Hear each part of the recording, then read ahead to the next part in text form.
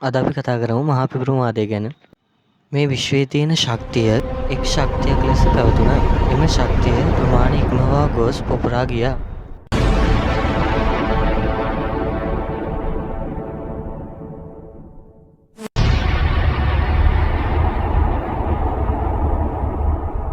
ඉන්පසු එම ශක්තිය පරමාණු වශයෙන් එක්වීමට පටන් ගත්තා.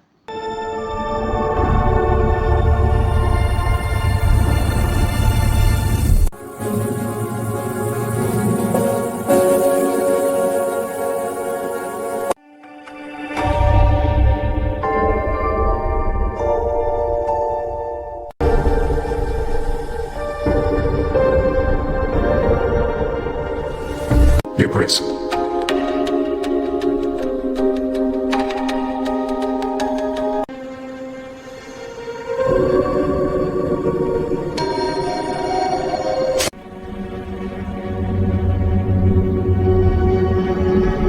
ඉන්පසු එම පරමාණු එක්වී තරු සහ ග්‍රහලෝක නිර්මාණය විය.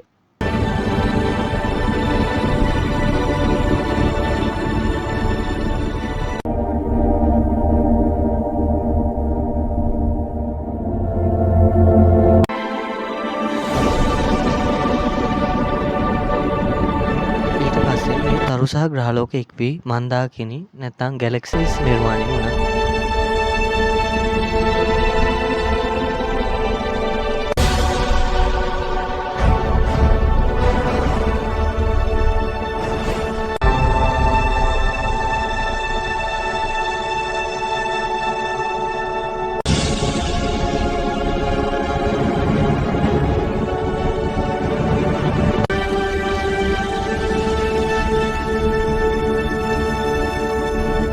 වීඩියෝ එක හොඳයි නම් ලයික් කරන්න, සබ්ස්ක්‍රයිබ් කරන්න.